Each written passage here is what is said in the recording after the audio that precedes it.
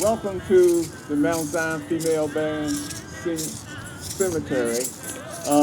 I grew up in Georgetown here, born and raised right down the street, and not in our church was established in 1816. Now, I was not the chairman of the Board of Trustees then, but the history of Mount Zion is the oldest African American congregation in Washington, D.C. And so I feel very proud of the work that the foundation is doing here at the cemetery now. Neville Waters Jr., heir to a female union band society and father of Neville Waters III, who we'll meet today, and Vince DeForest, the Afro-American Bicentennial Corporation and current board member, promised to improve the cemetery and cited its historical significance. On August 1975, they won their fight to save the cemetery and get it designated as a historical landmark and included in the National Register of Historic Places. In light of the new historical designation, and I want to make sure I get this right, the promise of restoration, U.S. District Court Judge Oliver Gash reversed the order allowing disinterment, stating that such action by heirs and developers cannot but offend the sensitivities of civilized people. Equally, said the judge, is the fact that not only would such a degradation perpetrated against the dead, but in this instance, the violation of their graves involves the destruction of a monument to evolving free black culture in the District of Columbia.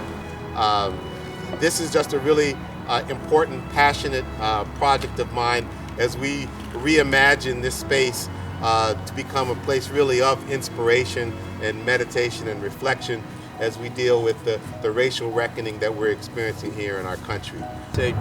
Today's program, as I'm honored, probably every other day at least, do with the other volunteers that are here, helpers, donors, sponsors, everybody who supports this place. We're really honored to serve those who lived and are interred here.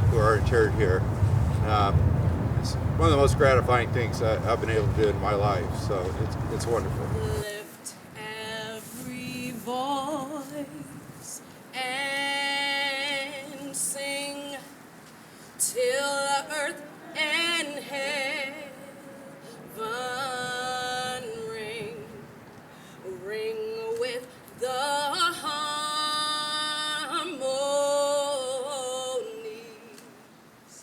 of liberty. Let our rejoicing rise high as the glistening sky. Let it resound loud as the roaring sea.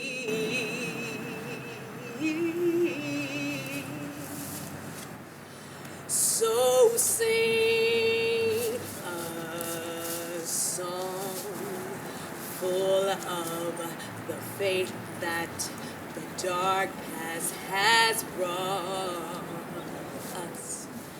Sing a song full of the hope that the present has taught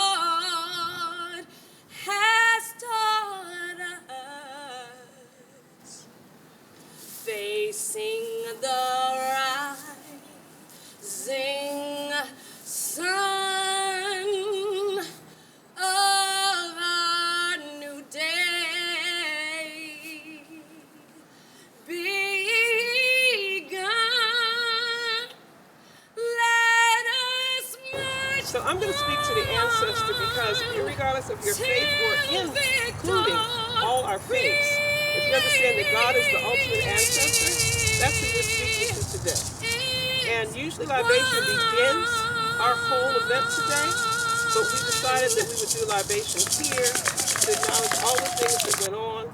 And after libation, we're going to take a procession down to the sign for its actual unveiling.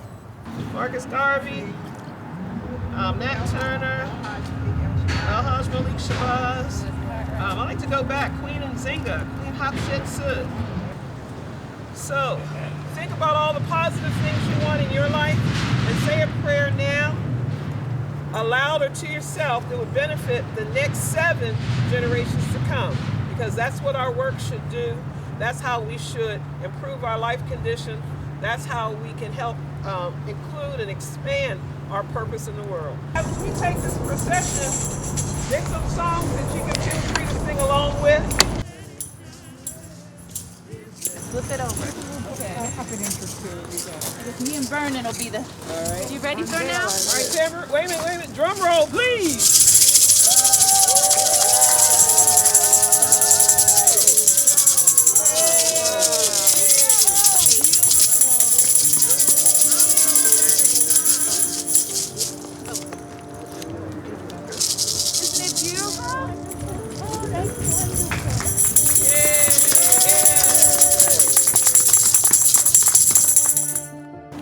Many of us over the years participated in this since the 70s, but the designation as national on the National Register primarily was the responsibility of Vincent DeForest. That's right. He was the leader in that, and if it had not been for Vincent, I would say that we would not be here looking at this magnificent registration today.